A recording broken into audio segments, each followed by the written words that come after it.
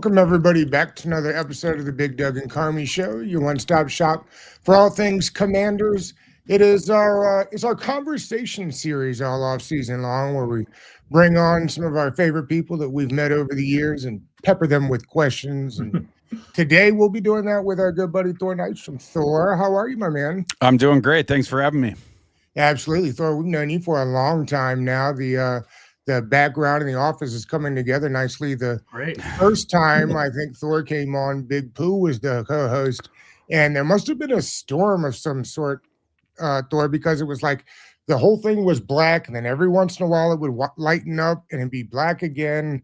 But I think that's because there was snow everywhere. That definitely could have been. Yes, lots of snow up where you're at. Thor, the last draft cycle is over. I want to talk to you a little bit about the draft before we move on to other things. We'll talk about a little bit of the macro version of the NFL. Obviously, we'll wrap with Commander stuff. I assume that the last draft cycle is over, which means the new draft cycle has begun.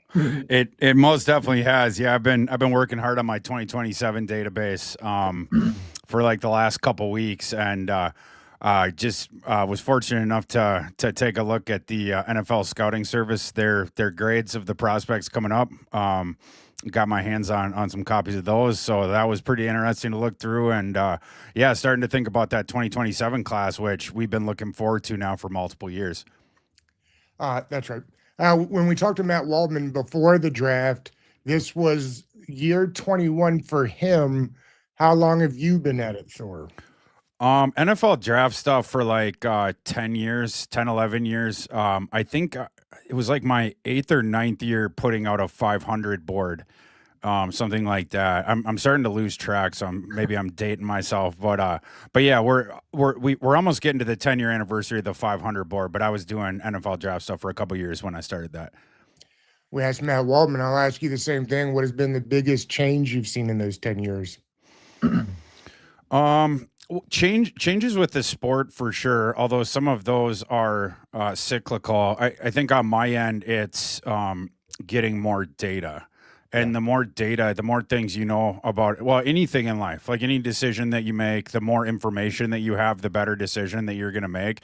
And getting access to new forms of data has really helped for that, having sort of a good foundation of a player's analytical profile as well, and then getting eyes on them as well. But to augment that, that's been really nice, both PFF stuff, and then like on-field athleticism metrics and all the different kind of new data that we have access to. So that's probably the biggest thing here, like the last 4 or 5 years.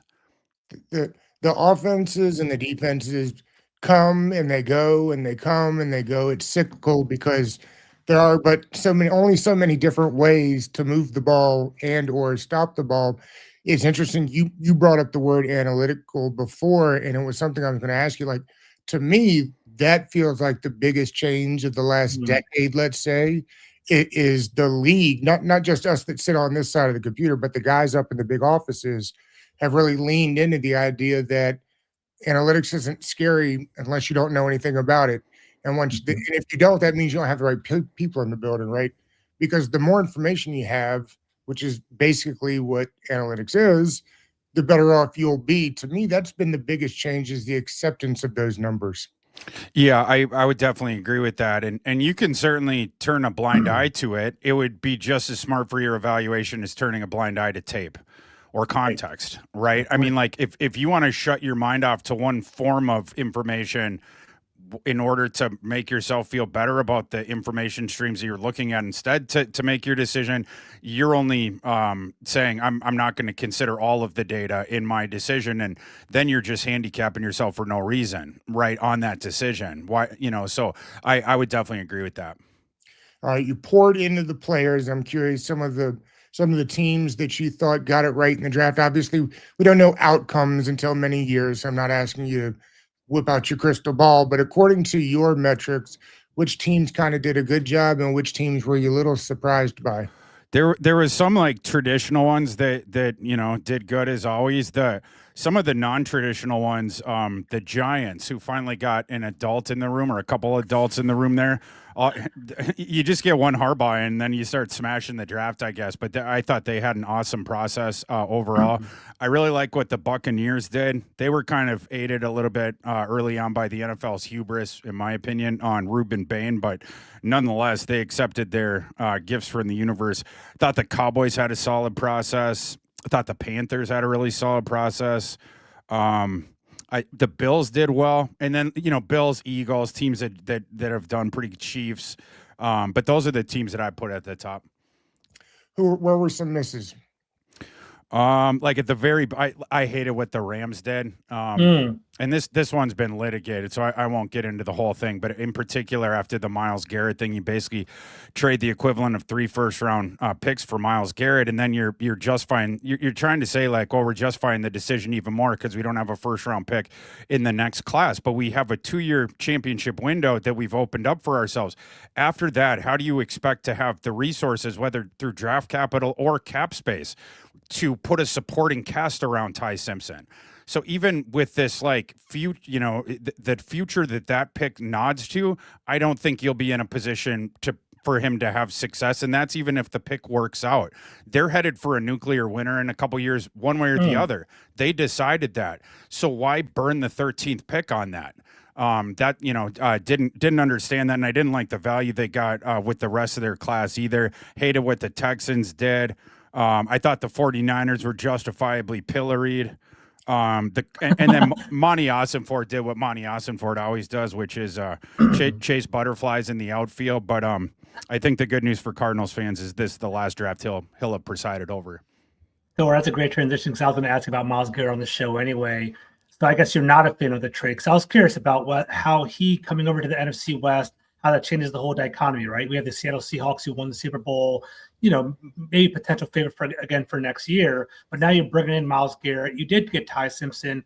What did you want, or I guess in retrospect, was that a miss in your opinion to take Ty Simpson? Because in my thought, I agree. I think Mekhi Lemon could have probably went to that spot right there, maybe added another weapon for Matt Stafford. But now they have a quarterback potentially in the chamber to use for next year. But you don't like that whole plan, I guess, in your opinion. I like the trade for Myles Garrett. That's fine. Okay. In terms of value, that's about what he should have gotten. So I'm not going to criticize the Browns for it either. They were going nowhere, and they should be tanking for the 2027 draft. So they take another step in that direction. Thought that trade was fair for the Rams, but it just further makes confusing what was already a confusing pick with Ty Simpson. 1 year in advance of this transcendent quarterback class that we're going to get in 2027. And again, I realized the Rams' argument was, well, we traded out our first-round pick in that thing. Yeah, and you don't have any draft capital here and then cap space, and that's fine because you open your 2-year Super Bowl window. But again, if the idea is then we're going to transition to Ty Simpson 3 years from now, you've only done one thing in that vein. The rest of it, once you get there in a couple years, again, you're going to be capped out. You're going to be a nuclear winner with that, and then you won't the draft picks, right? I mean, so you're going to have to go through a couple transition years, and it seems like they're setting Ty Simpson up to shepherd it through that. How do you expect him to look good? And then if you get limited data, let's say that it's 2 years, and then he takes over year 3. So that's, I guess, their best case scenario. Then you have a one-off year to evaluate Ty Simpson to accept his 5th-year option. You have to do that after the 3rd year, heading into the 4th. I don't, and you're going to put him in a position to just hit the ground running in year 3. I'm not sure about that. So if you're going to try to win right now, let's try to win right now. Would be my only thing. Quick follow-up to that. So where would Ty Simpson fall in the whole quarterback class for next year? I know it's kind of hard to project now. I know you're way early in the process, but he didn't seem to have a lot of fans going into this draft. So I was curious, did they overbite, I guess, in regard to picking him this year? I mean, yeah, in my opinion, yeah. For me in the next class, I would, right now, QB 6 or 7. And look, I think this in 2017 or 2027 that we might get a reprise or something analogous to 2024 with the 6 in the top 12. That's how loaded this quarterback class is. So just that context, the last couple of years, I believe we've had 4 first-round quarterbacks combined in the last 2 classes. So, like, I want to make clear, I'm not saying that Tice that I think he was like a late round guy. He's a second rounder on my board, and even if he went back to college and he had a strong year, I think he would have been like a late first, second guy in the 2027 class. I think Ty Simpson made a really good decision to jump into a bad quarterback class, and it seems, well, it doesn't seem. Ty Simpson explicitly stated that Les Snead was advising him of his declaration decision. Les Snead told him he was a first rounder in that meeting room. Like Thor, we talked about this last week on the podcast. It's amazing to me that Les Snead can be in that group advising him and then take him at that high of a pick. I mean, first of all, to your point, other than the fact that Les Snead has now guaranteed you that he will draft you in the first round if you are still there, why not ship this year's first round pick in that group for Myles Garrett? You telling me that you didn't know a couple of months ago, like that they wouldn't have preferred to have this? Maybe they didn't want a draft pick this year. Maybe the Browns didn't want the Rams first round pick this year, but it's fairly high. I mean, the chance of the Rams pick being that high all the time isn't great. So why they wouldn't have moved it in this one, kept it first? They're essentially sending a first with Jared Verse. I mean, is that how you look at it? The Browns got 4 first-round picks. I mean, Jared Verse is a hell of a player. I look at it like 3 plus, right? Because it was Verse and then the 2027, and then it was a second and a third, something like that. And right, okay. I mean that was and I view Verse as worth like a first plus. So that's kind of where I ended up putting that, and I think that's more or less fair for Garrett. I mean, you could argue certainly a little bit more, although if the market could bear that, I think Myles Garrett would be on a different team. So I think by definition, that was the highest offer on the market. And they said, like, outright, Barry did, that Verse being in that offer is sort of what pushed it that way. I'm sure other teams I'm sure they got the equivalent of 3 first-round pick offers.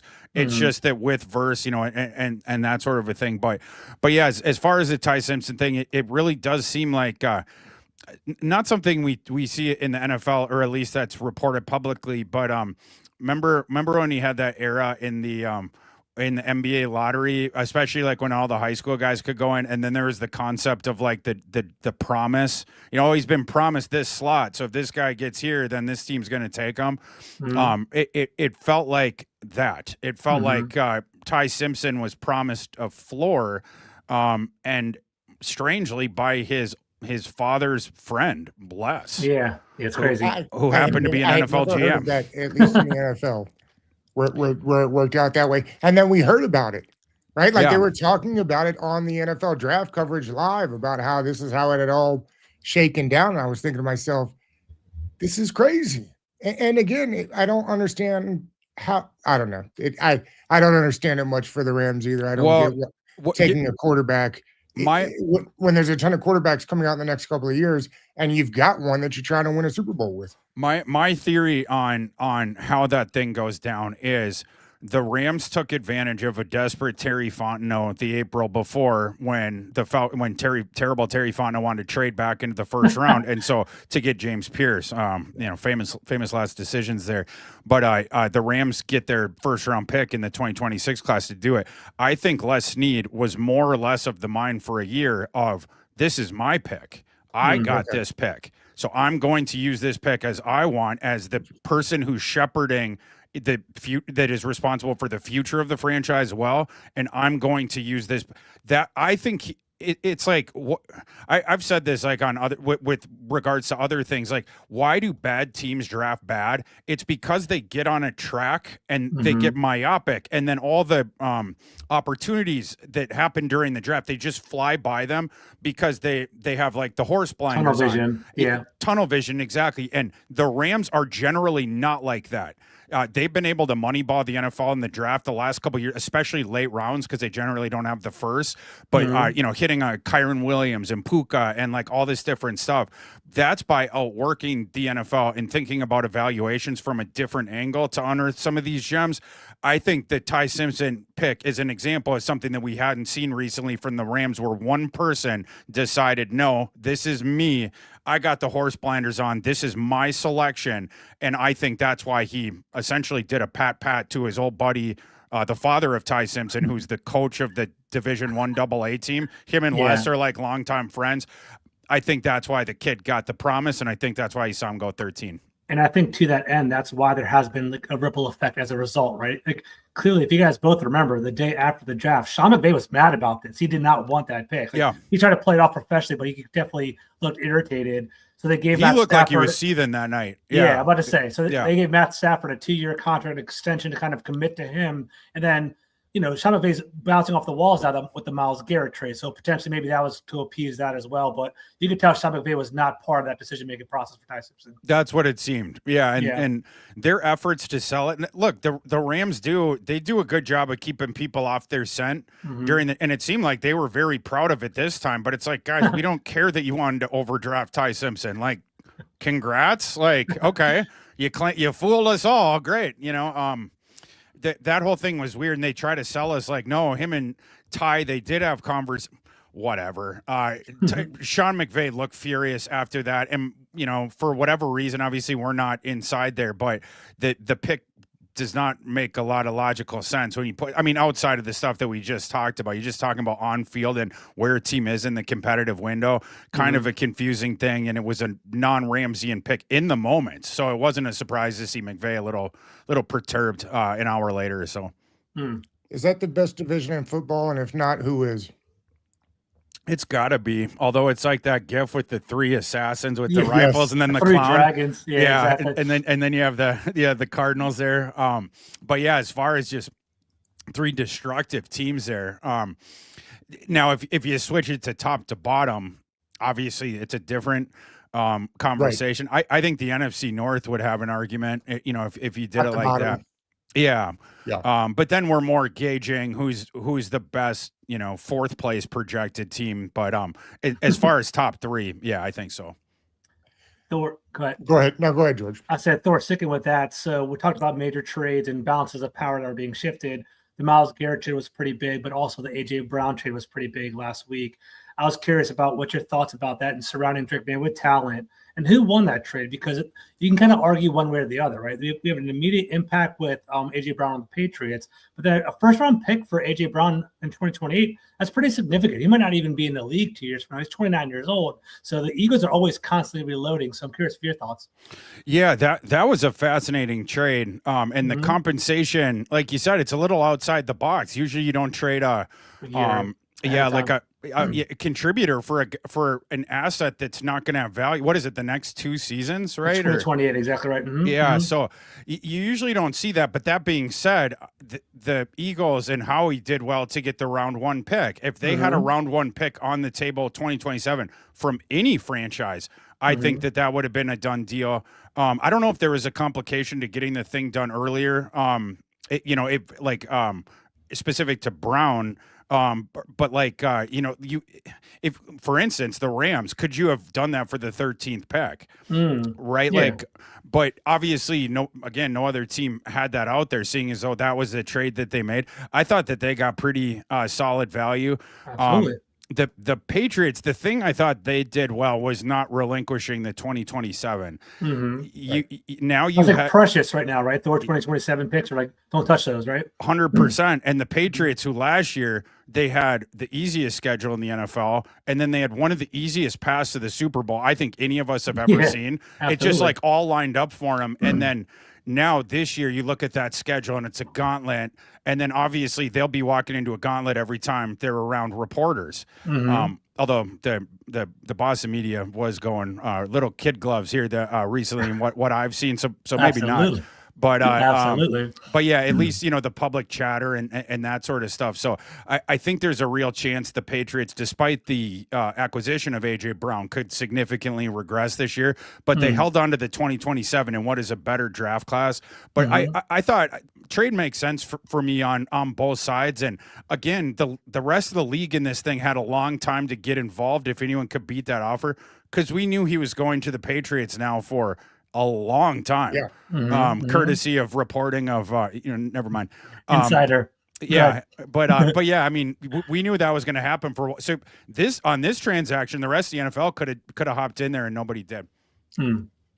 It's better to have given up a first round pick in 28 for A.J. Brown or just to have re-signed Stephon Diggs to another one-year contract. As far as the Patriots? Right. Yeah. Diggs had a good season last year. Right. Yeah, I mean, he as you know, we could tell you from around this part of the country in Minnesota, he does wear out his welcomes pretty quick. So it's hard to know behind the scenes if they'd had enough of him in the building for a year. But one of these other teams out there, Diggs was good last year. Like, and if it's just a 1 year thing, you can get by with the guy if he's playing good ball for a year. Right. So, absolutely, like the bang for the buck, as far as a transaction, I'd rather have Diggs for whatever piddly 1 year salary he's going to end up signing than Brown on his contract with the first rounder included. Yeah, it was a little surprising. Yeah. I'd like to get back to the draft just for a second. When the Commanders get to the third round, it's their second pick. They hadn't really done anything wide receiver wise, and the fan base is going crazy, right? Because they're just dying for more help for Jaden Daniels. The pick is Williams from Clemson. And frankly, George and I had plenty of draft talks all leading up to there, and nobody was talking Williams. I was surprised when Williams is the first receiver. I mean, the Commanders basically have their pick of everybody that's left after the first round, right? And they went Williams first. Were you surprised by that? And if you were, who would have you taken instead? I wasn't. I'll put it this way. I was surprised. I was shocked by a couple of the receivers that went before Brazel and Ted Hurst. And would I have taken one of those two guys instead of Antonio Williams? Yes. But that being said, Commanders take Antonio Williams 71st. I had him 74th on my big board, and I think most folks had him like right around there. So the value was fine on that. And then the Malachi Fields, I had him 106, so he was the next receiver out the board, but I didn't have a huge issue with that. But then Caleb Douglas, speaking of out of left field, and I thought Miami had a pretty good draft process, but I thought that was a bizarre pick. And then Zachariah Branch, who doesn't really downfield, he doesn't do, it's just the manufactured touch guy. So if you're comparing it against like, oh, we could have Brazel Hurst, then it's like, I get that. But then also you could have had what I think is kind of a true grenade. I would be way more aggrieved if I was like the Miami fan base, as far as that goes. But Antonio Williams is a solid player. Like to me, he's going to have a very similar career to Josh Downs. Like you can't expect like him to turn into a star, but he's going to be like an efficiency guy that can handle volume. Okay. Let's see. We couldn't have you on it and not talk about the new defensive system that we assume they'll be running in Washington, because of course you're very familiar with Durante Jones. Obviously they wanted Flores. As you know, nobody was going to get Flores. The Vikings were going to pay whatever it took to keep him. But the next best thing I suggest is him. Tell us a little bit about what Washington's getting. I think they were looking at the right tree to try to turn around that defense. And then if you can't get Flores, go right to Durante. That was the guy that he worked hand in hand with. Flores was the guy cooking up all the exotic pressure looks, and Jones was the one who was responsible for drawing up the exotic coverages behind it.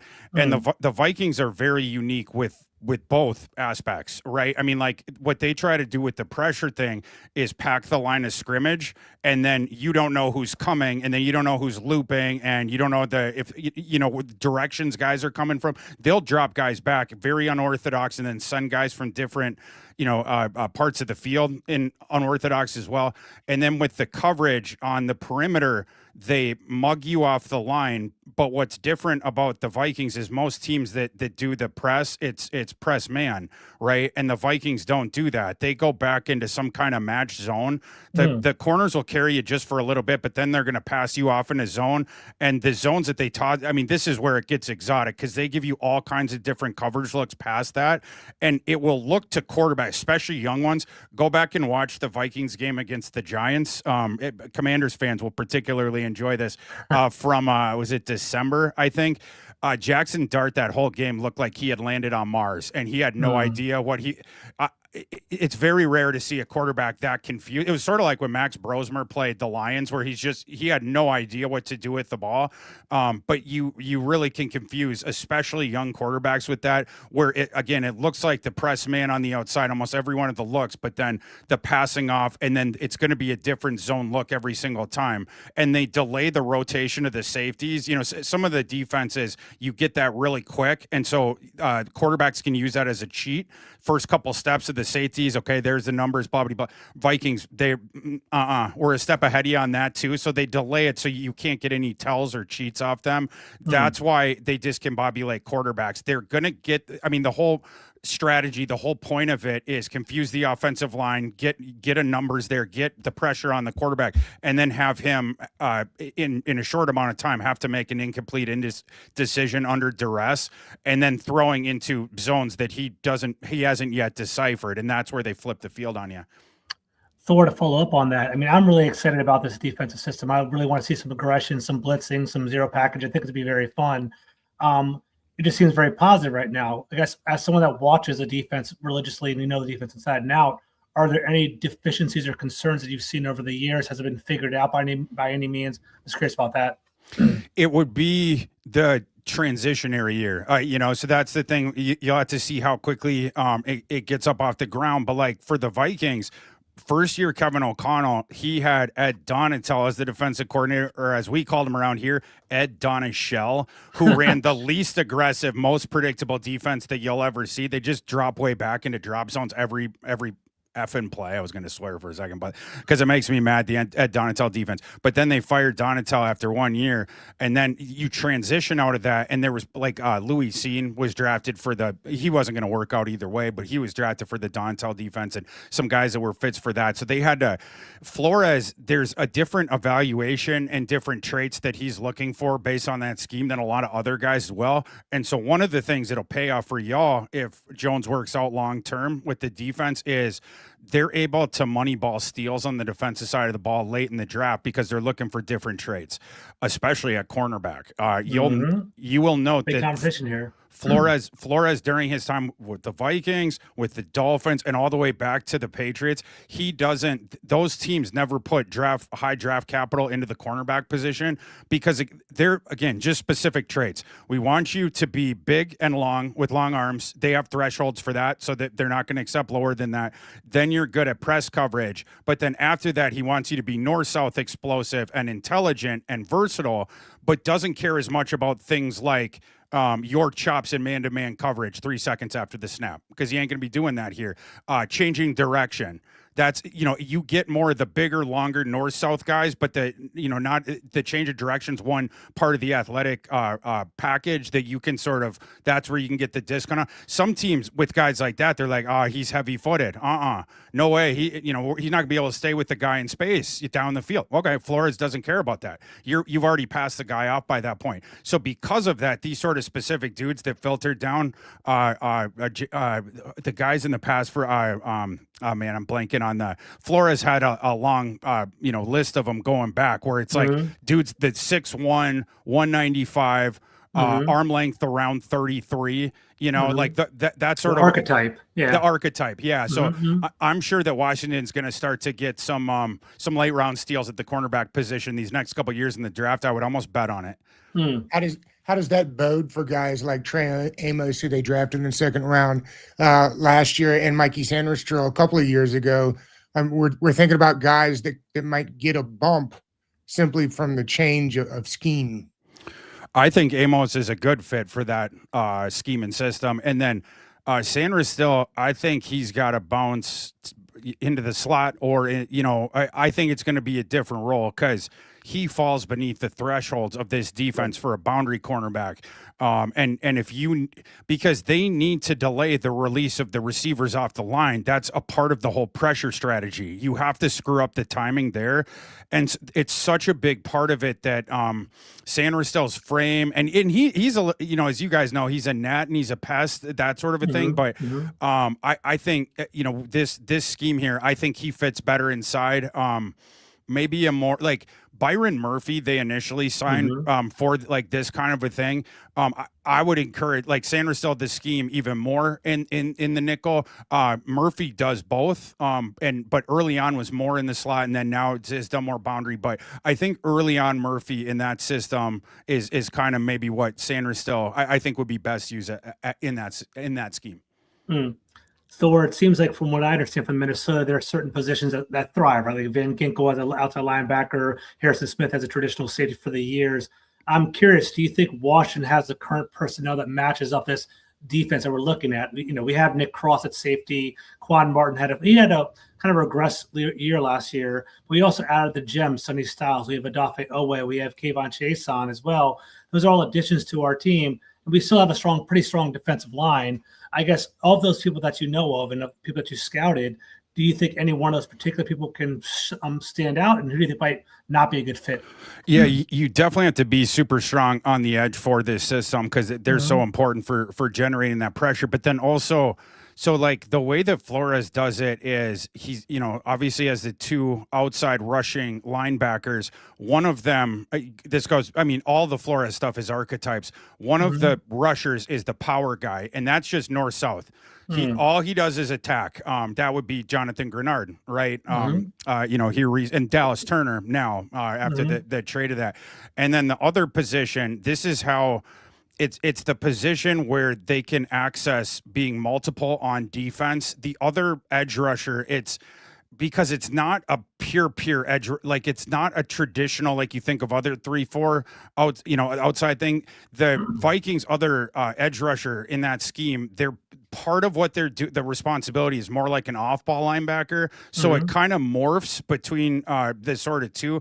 And so you have to be super versatile to play that role, right? And that's Andrew Van Ginkel, right? Very good. It's a guy who has the skill set both of like a hybrid one of an edge rusher and an off-ball linebacker. Kind of put Kayvon Chason here. Could. Yeah, I mean, he's going to have to, right? Like, because the power thing's not there. We'll have to. That would be Adafe Owe then, I guess. Would be the power one, I think. Yeah.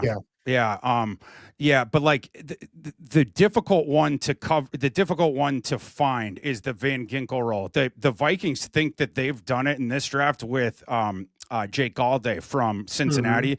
Galday played half his snaps last year, actually as a nickel defender at Cincinnati, but he's played off-ball linebacker. He's played edge rusher during his career, and I think that's what they're going to try to do is have him sort of apprentice behind Van Ginkel. But finding a guy like that where it's like that versatile skill set, where some like view that when Van Ginkel is coming out there, a lot of people, that's a tweener, right? There were some people with Galday that, what is this guy? He was an edge rusher earlier in his career. Last year, he played half his snaps as a nickel defender. Like some people were having a hard time with that, but like you find a guy that fits that part of this scheme, it unlocks the rest of it. Cause now you can be deceptive as well. Cause that's the dude where he can either come or he can drop back. Van Ginkel's gotten so good at reading the screens to his side. You'll note that he just zooms down. Yeah, I saw that. Yeah, it's interceptions. It's crazy. The Gink 6, as we call it up here. But finding a guy for that role. One guy now.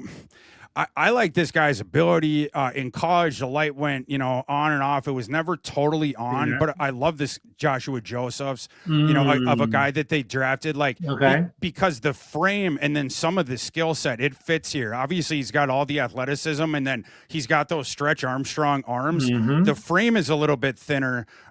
Josephs, you like him going forward. We'll have to see him dropping back, and then the ability. Like to play that role, you got to be super sharp too, and like because the ascertaining what the offense is doing right away, and making sure that you're in the right position in that role. But Josephs is a guy that I would at least kick the tires on, because if you run into something there, get a late rounder. I mean, that's what Van Ginkel was, right? And end up contributing. So that's a guy I keep an eye on too. I like what I'm hearing, because you talked about they find diamonds in the rough, these like late round picks and those archetypes. So maybe that's what they were looking for with Josephs. Yeah. My question was this: like, Washington seems to have a glut at linebacker, which is a good thing, which is a turnaround from what we've seen over the past couple of years. We had Bobby Wagner last year, who was a great, north-south linebacker, but maybe not a good coverage guy. This year we have Sonny Styles, we have Leo Chanel, we also have Frankie Olivo. I'm not sure how familiar you are with him. Yeah. He's more of a downfield guy as well. do any of those, do you see any potential upside with them as that Van Ginkel role? I see Sonny Styles more as like that Mike linebacker, the more the green dot linebacker. I was curious how Leo Chanel and Frankie Luvu fit in that system potentially.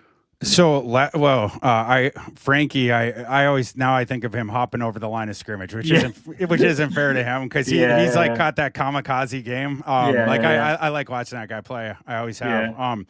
So here's what I think about Luvu is last year, the Vikings, a guy that they'd had earlier in his career, they signed him back, a guy named Eric Wilson. And at that time, he was just a special teamer, a good one. They knew they were getting a good special teamer, but was thought of as only linebacker depth. But then Ivan Pace turned into a pumpkin because he didn't have Harrison Phillips in front of him to occupy guys anymore. So offensive linemen were getting to him, and all of a sudden, Ivan Pace is unplayable because he stinks in coverage. So they had to have Eric Wilson step up. Eric Wilson played some off ball, but like before they benched Pace, Flores had already figured out this guy's really good. Like the thing of him attacking in special teams, that translates to getting after the quarterback. And so they were starting to use Wilson. Now, this is the early weeks of the season on the edge, right? And then when they figured out, oh, he has that utility, he can actually create a little bit of havoc. Then when he's playing off ball, then they were doing some fun stuff with him, of the mix and match the roles. We'll still send you off the edge here. It's just more deception, whatever. I think Frankie is just a better version of that. And so you might see that sort of a thing where you're going to have your snaps at off ball, but also attacking off the edge. Like that's, and I know he's done some of that in the past, but like this is in this defensive scheme, I think they can really leverage that thing and then put him in really good positions when he's rushing the quarterback through that deception of maybe even getting him free sometimes. What did you think about the Commanders taking Sonny Styles? I thought it was a solid pick. It made sense to me. I mean, with the administration, you had the nod back to Fred Warner, of course, with the 49ers. And then with the defensive coaching staff, the ability for a linebacker there to erase in coverage, that's another, in this scheme as well, because you're going to have guys you're putting the offense into conflict, but you're also going to be stretched thin sometimes. And the one big criticism of the Flores scheme the last couple of years of the Vikings didn't crop up much at the end of last season, but in the past we've seen this is down the middle of the field is where you're susceptible in it, right? Because you're aggressive everywhere. You don't have everyone only gets to play with 11 players, right? So no matter how much subterfuge and, the fireworks and the smoke show here, you still only have 11 guys and you will be left thin somewhere. And usually with the Flores defense, that is right up the middle of the field. And it's very interesting with Sonny Styles because that's the coverage area that he mans and he's got a ludicrous amount of range. So Blake Cashin was a big as Blake Cashin got better in coverage, has been a big help for the Vikings in that scheme because he helped to address some of that, but you're putting a lot on your plate. This is the thing where Sonny Styles could be one of the better prospects at that since Fred Warner, right? As that sort of pest in coverage. And so Jones might be looking at it as that dude can take care of all of that. He will be the one who takes care of our numbers issues over the middle because of this scheme. And then you didn't have to talk that GM into that pick. I don't think. I think it was reminding him quite closely of Warner there in San Francisco. So I think the pick made sense. And they had already gotten Leo Chanel. So, I mean, they put together like one of the more athletes, to George's point earlier, they went from like the slowest linebacker core in the league last year to maybe one of the more dynamic linebacker cores, I guess we can kind of just finish up with. I mean, we asked about everybody else. I'm kind of curious how Chanel fills into this. Yeah, I mean, like, and it's another guy you can do stuff with off the edge too. But yeah, in the middle there was Styles. Styles going to be, you're going to be asking him to do a lot of these different coverage responsibilities, and that should free Chanel to go sideline to sideline as well. There, that was sort of the Ivan Pace kind of role there. And now Ivan Pace, a very limited version of this, but yeah, when you're talking about an attack forward kind of a player that has some range there, that's what they're going to have Leo Chanel doing. And again, doesn't have the limitations of a guy like Pace, the guy that was playing that similar role in the Viking D. Real quick, well, it feels like the Commanders have put a lot into the Ayuk basket. Is that silly, or does he make them a better football team? I think you make them a better team. got to get the head screwed on straight. But based on the way that Brandon Ayuk has tanked his own value, you would think that you'd be able to get him at an acceptable price point with the limited short-term kind of an investment. I would think. I don't know that we're going to have this enormous bidding war where you have to go multiple years. And like Juwan Jennings, he hit a bad market, right? Like a former teammate over there. So this late in the game, we'll have to see about that. But yeah, I think Washington, they could use, and I think you guys would probably agree with me, could use one more receiver, right? Absolutely. To add to McLaren and then Antonio Williams there. And then at that point, I think you would like your depth as well, right? McCaffrey, Jalen Lane, Treylon Burks, I suppose, but I think you guys would like your depth as well if you just got one more receiver there. So whether it's Ayuk and or Diggs or Hopkins is still out there, like there's receivers still out there. So I think you guys should be able to find a good veteran option to add to fortify that starting three, and then also sort of lock in the two deep as well beyond that. I got 2 questions for you, Thor, if you don't mind. Yeah. Try to sell me on Trey Burks, I suppose, because I don't see it. I think I think there is a physical profile, that size, but I feel like the breakout potential should have been there or would have been there already. There are some in the fan base that are projecting him as a wide receiver too, and he has an upside to potentially get 50 to 60 catches this year. I don't personally see that. What are your thoughts on Trey Burks as a potential, high volume guy here in DC? Yeah, I'm out on that one. He just never got that polish that we were hoping for, to be able to use that big frame with some athleticism down the field. And so you're like a manufactured touch guy. It's like what the Panthers have found with Xavier Legette, or was it the Jaguars or whoever took Laviska Shenault early? Yeah. Right. Exactly. So Treylon Burks, I just don't think it's you can use him as that manufactured touch thing. I just think that there's limited value to that. So like if I was a Commander fan and Treylon Burks ended up getting cut during camp, it's nothing that I would cry over. Then the other question would be, I remember hearing about Minnesota, about how they have a think tank and how they Brian Flores and Darthur Jones used to pull the safeties together and be creative on that back end with that coverage.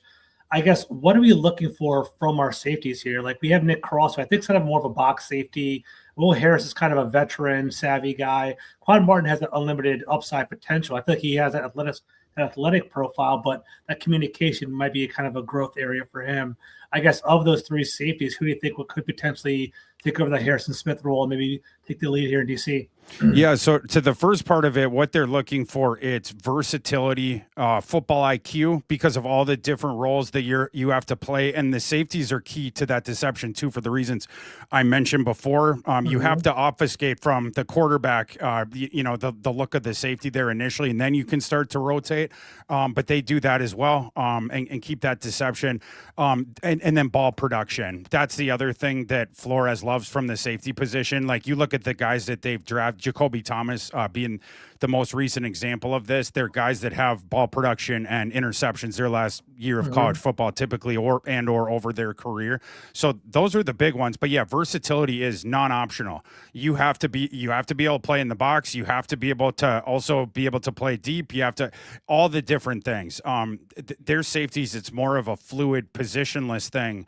And also, I mean, you also see that melding with the linebacker position some. Josh Metellus, the role he plays, like it's like the what do they call that? Master of none, but yeah. But he's like the jack of all trades guy, but it's not, and so Metellus plays this thing where it's like halfway a safety, halfway a linebacker, and he calls himself Nightcrawler, or they call him Nightcrawler, because it just morphs, based on the play. But you need to have the super duper smart communicating kind of a guy like Harrison Smith to be sort of the coach on the field, and then you're looking for Harrison Smith's versatile too, but extreme versatility in the roles of the other guys as well. We talked about guys getting bumps from the new system. I really think Quan Martin's one of those guys that'll see that bump. Thor, we have run out of time, my friend. We were going to do some fantasy. We'll get you back and do some fantasy. This was fantastic. Thank you, buddy. I appreciate you. Love to. Always great talking to you boys. Thanks for having me on. Yes, thanks, Thor.